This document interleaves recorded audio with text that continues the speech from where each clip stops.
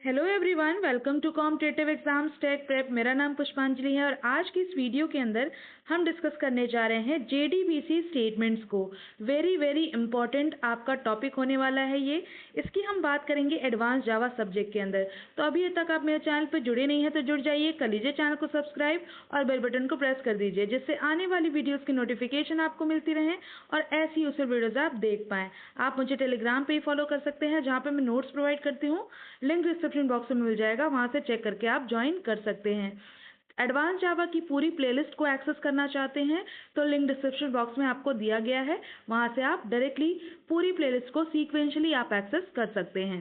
इसी तरह से बहुत सारी प्लेलिस्ट आपकी बनी हुई है सब्जेक्ट से रिलेटेड, आप चैनल पर विजिट करके सारी प्लेलिस्ट को एक्सेस कर सकते हैं। तो चलिए स्टार्ट करते हैं हम अपने टॉपिक को, जो है जेडीबीसी स्टेटमेंट। बात करते हैं जेडीबीसी स्टेटमेंट को पे कि आखिर में जेडीबीसी स्टेटमेंट क्या होते हैं। तो जो हमारे जेडीबीसी स्टेटमेंट्स होते हैं, इन स्टेटमेंट्स का यूज हम किस लिए करते हैं? इन स्टेटमेंट्स का यूज करते हैं हम to create the SQL statement in Java. तो अगर जावा के अंदर अगर आपको एसक्यूएल स्टेटमेंट्स क्रिएट करने हैं तो आप जेडीबीसी स्टेटमेंट्स का यूज करेंगे, ठीक है। और इसके थ्रू आप अपने क्वेरीज को डेटाबेस के साथ एग्जीक्यूट कर सकते हैं। यानी डेटाबेस से अगर आपको कोई क्वेरी एग्जीक्यूट करनी है तो आप जेडीबीसी स्टेटमेंट्स के थ्रू अपने एसक्यूएल स्टेटमेंट्स क्रिएट करेंगे और उसके थ्रू अपनी क्वेरी को एग्जीक्यूट करके किसी भी डेटा को एक्सेस कर सकते हैं, ठीक है। तो बहुत सारे टाइप के आपके डिफरेंट टाइप के स्टेटमेंट्स होते हैं। जनरली हम बात करें तो 3 टाइप्स के आपके स्टेटमेंट जो है जेडीबीसी स्टेटमेंट आपको देखने को मिलते हैं। पहला है आपका क्रिएट स्टेटमेंट, दूसरा है प्रिपेयर्ड स्टेटमेंट, तीसरा है आपका कॉलेबल स्टेटमेंट। तो तीनों को एक एक करके देखते हैं कि तीनों में आखिर में डिफरेंस क्या है और तीनों का काम क्या है, कि किस लिए किस पर्पस से हम क्रिएट को यूज़ करते हैं, किस पर्पस से हम प्रिपेयर्ड को यूज़ करते हैं और किस पर्पस से आप कॉलेबल को यूज़ करते हैं। तो चलिए देखते हैं फर्स्ट वाला जो है create a statement. Create a statement में हम क्या करते हैं, स्टेटमेंट ऑब्जेक्ट को यूज़ करते हैं।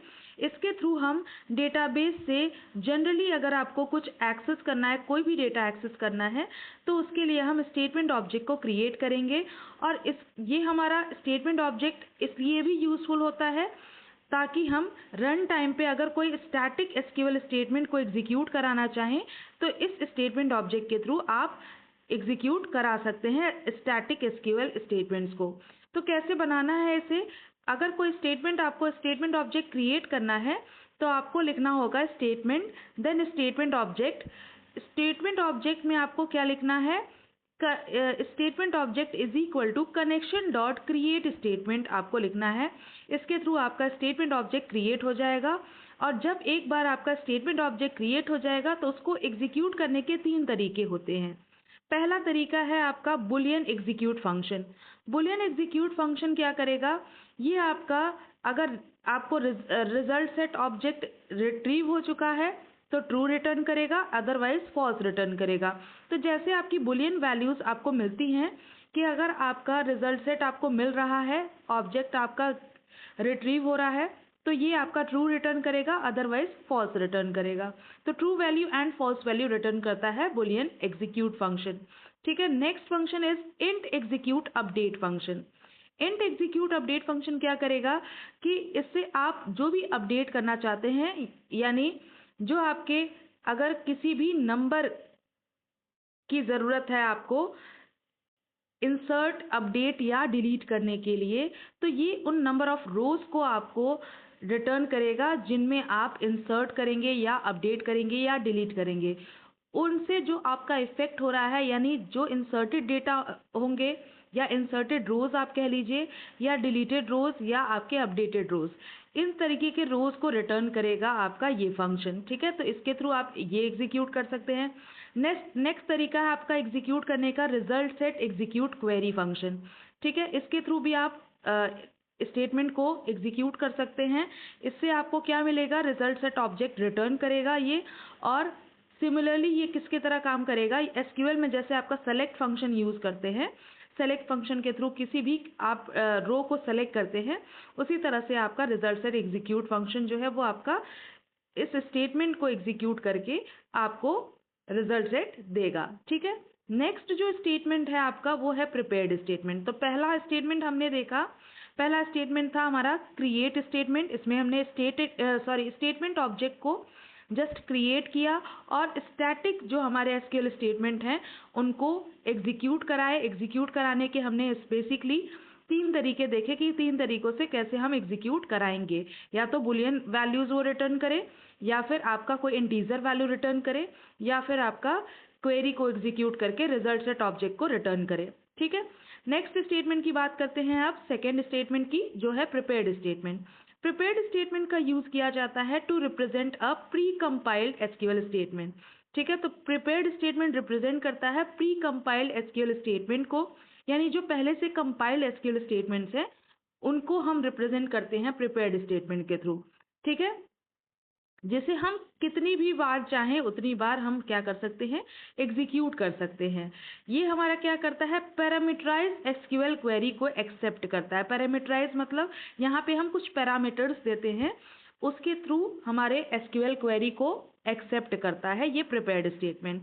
यानी जो भी हमारा एसक्यूएल क्वेरी होगा उसमें हमें पैरामीटर या वैल्यूज देनी होंगी, उन टाइप के आपके एसक्यूएल क्वेरीज को एक्सेप्ट करेगा प्रिपेयर्ड स्टेटमेंट। उसके लिए हम यूज करेंगे क्वेश्चन मार्क प्लेस होल्डर का। इसे हम कहेंगे क्वेश्चन मार्क नहीं, इसे कहेंगे हम प्लेस होल्डर। प्लेस होल्डर के बीच में ही हम क्या लिखेंगे, पैरामीटर्स को लिखेंगे, यानी वैल्यूज को लिखेंगे जिसको हमें जिसको हमें रिट्रीव करना है या सेट करना है। ठीक है, इसे हम डायनेमिकली भी सेट कर सकते हैं। ठीक है, अब यहाँ पे एग्जाम्पल लेते हैं कि अगर मान लीजिए आपको एसक्यूएल स्टेटमेंट्स के थ्रू कोई डेटा जो है, कोई वैल्यू जो है वो आपको इंसर्ट करनी हो। तो जैसे फॉर एग्जाम्पल अगर आपको किसी डेटाबेस के अंदर कोई वैल्यू इंसर्ट करनी है तो आप कैसे लिखते हो, insert into database name then values, या insert into table name then values लिखते हैं और वैल्यूज में आप वैल्यू को दे देते हैं। इस तरह से आप नॉर्मली एसक्यूएल स्टेटमेंट में करते हैं। अब इसी को अगर आप जावा में करना चाहें तो जावा में किस तरह से करेंगे, तो सेम चीज़ को अगर आपको जावा में करना है तो आप प्रिपेयर्ड स्टेटमेंट का यूज़ करके उनकी वैल्यूज़ को सेट कर सकते हैं। ठीक है, तो सेट करने के लिए आप क्या करेंगे, क्वेश्चन मार्क यानी प्लेस होल्डर का यूज़ करेंगे। प्लेस होल्डर के बीच में आप उन वैल्यूज़ को रख देंगे। कैसे रखना है आपको देख लीजिए, यहाँ पे देखिए, यहाँ पे दिया हुआ है स्ट्रिंग आपका लिया गया है क्वेरी। क्वेरी आपके क्वेरी में हमने क्या लिया है, ये आपकी क्वेरी ले ली है, इसको एग्जीक्यूट करा दिया है इस क्वेरी में, और क्वेरी वेरिएबल के अंदर हमने जो ये आपकी क्वेरी स्टोर कराई है, इसको हम प्रिपेयर्ड स्टेटमेंट ऑब्जेक्ट में स्टोर करा लेंगे और प्रिपेयर्ड स्टेटमेंट को क्रिएट कर लेंगे। ठीक है, प्रिपेयर्ड स्टेटमेंट ऑब्जेक्ट को क्रिएट कर लेंगे, यानी यहाँ पे जो P है, ये आपका P जो रिप्रेजेंट कर रहा है वो प्रिपेयर्ड स्टेटमेंट ऑब्जेक्ट को रिप्रेजेंट कर रहा है, जिसके अंदर आपने क्वेरी को रख दिया है। अब इनकी वैल्यूज को आप इस तरह से सेट कर सकते हैं, कैसे, p.setString से। ठीक है, यानी यहाँ पे पहला वैल्यू हमने निशा दे दिया है, दूसरा वैल्यू हमने इसका 20 दे दिया है। ठीक है, तो देखिए ये इंटीजर वैल्यू है और यहाँ पे स्ट्रिंग वैल्यू है, तो दोनों को हम सेट कर सकते हैं इस तरह से। तो प्रिपेयर्ड स्टेटमेंट जो है वो आपके प्री कंपाइल्ड आपके स्टेटमेंट्स होते हैं, जो पहले से कंपाइल्ड होते हैं, इनको बस हम यूज कर रहे हैं। ठीक है, तो आपने क्वेरी को जस्ट लिख दिया, जो क्वेरी आपको लिखनी थी, जिसमें वैल्यूज इंसर्ट करानी थी, उन वैल्यूज को हम एक क्वेरी नाम के वेरिएबल में हमने स्टोर करा दिया और इस वेरिएबल्स के थ्रू हमने प्रिपेयर्ड स्टेटमेंट ऑब्जेक्ट को क्रिएट किया और उस ऑब्जेक्ट के थ्रू हमने वैल्यूज को सेट कर दिया।